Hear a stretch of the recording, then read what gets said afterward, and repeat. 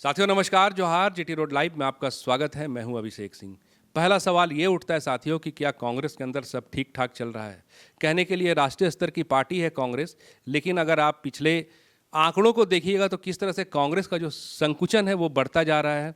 राष्ट्र स्तर पे जहां एक समय में इस पार्टी का आधिपत्य था, पूरा का पूरा अधिकार हुआ करता था, वहीं अब ये कांग्रेस कुछ एक राज्यों में आप देखिएगा तो सिमटती हुई नजर आ रही है। लेकिन इन सबसे परे एक सवाल ये भी उठता है कि क्या झारखंड में कांग्रेस के अंदर सब कुछ ठीक ठाक है। अगर सब ठीक होता तो क्यों झारखंड में कांग्रेस के बड़े पदाधिकारी, बड़े नेता जो अभी सरकार में मंत्री हैं, उन्होंने ही पार्टी के खिलाफ अपनी बगावत को जो है वो शुरू कर दिया है। बात कर रहा हूं मैं साथियों राधाकृष्ण किशोर का। वित्त मंत्री हैं, लेकिन जैसा आपने देखा कि अभी हाल फिलहाल में कांग्रेस के कमेटी का गठन हुआ है, विस्तार हुआ है, इसको लेकर के पार्टी के अंदर में खासी नाराजगी है। आपने हमारे पिछले वीडियो में भी देखा होगा कि किस तरह से हमने ये चर्चा किया था कि यहाँ भी कांग्रेस के अंदर में परिवारवाद हावी है, जहाँ पर आप देखिएगा कि सुबोध कांत सहाय की जो बेटी हैं यशस्विनी सहाय और उसके साथ ही साथ उनके जो भाई हैं सुनील सहाय, इनको भी पार्टी के कमेटी में स्थान दिया गया है। वहीं बात अगर कुमार जयमंगल की करें तो उनके भी पत्नी हो या उनके भाई हो, उनको भी कमेटी में स्थान दिया गया है। इस तरह के कई एक नाम हैं, चाहे वो अंबा प्रसाद का हो, चाहे वो निर्मला देवी का हो, सबको जो है एक तरह से अगर आप विस्तृत नज़र डालिएगा तो कहीं ना कहीं परिवारवाद हावी होता नजर आ रहा है। इसी कड़ी में राधाकृष्ण किशोर ने सवाल उठाया है कि भाई यहाँ पे एक आंख में काजल और एक आंख में सुरमा लगा करके जो है पार्टी में कमेटी का विस्तार किया गया है। इसमें सीधे सीधे शब्दों में उन्होंने आरोप लगाया है कि पार्टी में एक तरह से स्तंभ कहे जाने वाले योगेंद्र साव जो हैं, उनको क्यों नहीं कमेटी में शामिल किया गया। आखिर उनका कसूर क्या था कि उन्हें पार्टी से जो है 3 साल के लिए निष्कासित किया गया है। वहीं दूसरी ओर उन्होंने ये आरोप रमा खलको पे भी लगाया है कि किस तरह से विगत चुनावों में उन्होंने सार्वजनिक तौर पे कांग्रेस पार्टी की छवि को धूमिल करने का प्रयास किया था। सीधे सीधे आरोप लगाए थे पार्टी पे, लेकिन फिर भी उन्हें पार्टी में कमेटी में एक अच्छा स्थान दिया गया है। साथियों इन सब को लेकर के उन्होंने सोशल मीडिया पे के राजू को और कांग्रेस के आला कमान के नेताओं को चिट्ठी लिखी है। साथियों इन सब को लेकर के उन्होंने अपनी नाराजगी तो जताई ही है, लेकिन साथ ही साथ सोशल मीडिया के प्लेटफॉर्म्स पे भी उन्होंने अपनी बातों को रखा है।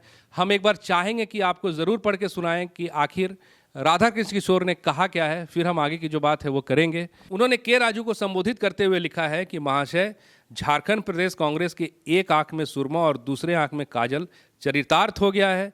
कार्यकर्ता जानना चाहते हैं कि बड़कागांव क्षेत्र के कांग्रेसी स्तंभ पूर्व मंत्री श्री योगेंद्र साव का क्या दोष था, जिन्हें 3 वर्षों के लिए पार्टी से निष्कासित कर दिया गया है। दूसरी ओर श्रीमती रमा खलखो, जिन्होंने आपको और कांग्रेस को सार्वजनिक रूप से कोसा, उसे पार्टी ने चुनाव के प्रबंध समिति का सदस्य बना दिया है।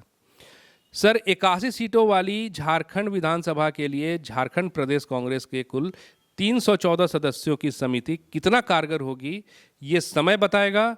देश में हुए चुनाव परिणाम से भी झारखंड प्रदेश कांग्रेस कमेटी को सीखने की जरूरत है। जंबो जेट समिति की जगह यदि प्रदेश नेतृत्व के बारे में पार्टी कोई फैसला ले तो ही कांग्रेस संगठन की मजबूती की कल्पना की जा सकती है।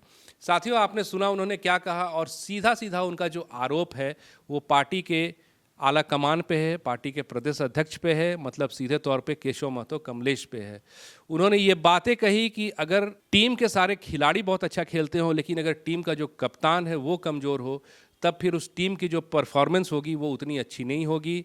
सीधे शब्दों में उन्होंने यही कहा है कि अगर पार्टी के आला कमान जो हैं, पार्टी के मुखिया जो हैं, उनका जो ढीला ढाला रवैया है, कहीं ना कहीं उसके पीछे का एक कारण ये है कि पार्टी के जो कार्यकर्ता हैं या पार्टी के अन्य नेता हैं वो संगठित नहीं हो पा रहे हैं, या फिर उनसे सही तरीके से काम ले पाने में केशव महतो कमलेश जो है वो असमर्थ नजर आते हैं। आगे उन्होंने कमेटी के विस्तार पे भी सवाल उठाया है। उन्होंने सीधी बात कही है कि जहां झारखंड में 81 विधानसभा की सीटें हैं, उसके लिए 314 सदस्यीय कमेटी का गठन किस हद तक जायज़ है। उनका कहना का तात्पर्य ये है कि अगर ये एक जंबो कमेटी के जगह पर नेतृत्व को ही बदल दिया जाए या नेतृत्व में ही कुछ बदलाव लाया जाए तो बात बनेगी, अन्यथा इतनी बड़ी कमेटी का झारखंड में कोई ज़रूरत नहीं था, कोई आवश्यकता नहीं थी।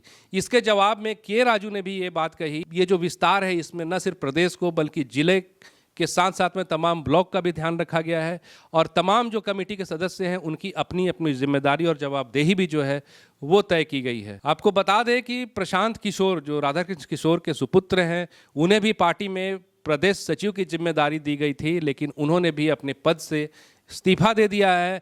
मैसेज पे उन्होंने बताया है कि उन्हें कुछ अन्य भी अपने दायित्व हैं जिसके चलते वो आगे पार्टी में इस पद पे रहना नहीं चाहते हैं। ये उनकी अपनी निजी महत्वाकांक्षा है या कुछ अन्य कारण है, ये तो आने वाले वक्त पे ही पता चलेगा।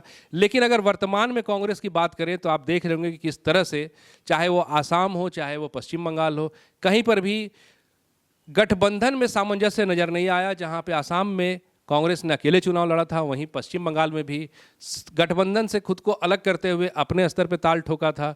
लेकिन अगर बात झारखंड की करें तो झारखंड में भी कांग्रेस किस हद तक सरकार के साथ और कितने वक्त तक सरकार के साथ कदम से कदम मिलाकर चल पाएगी, ये निर्णय कांग्रेस को लेना है, ये निर्णय मुख्यमंत्री हेमंत सोरेन को लेना है।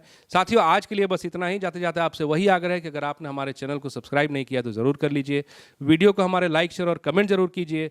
आज्ञा दीजिए। नमस्कार। जय हिंद, जय भारत।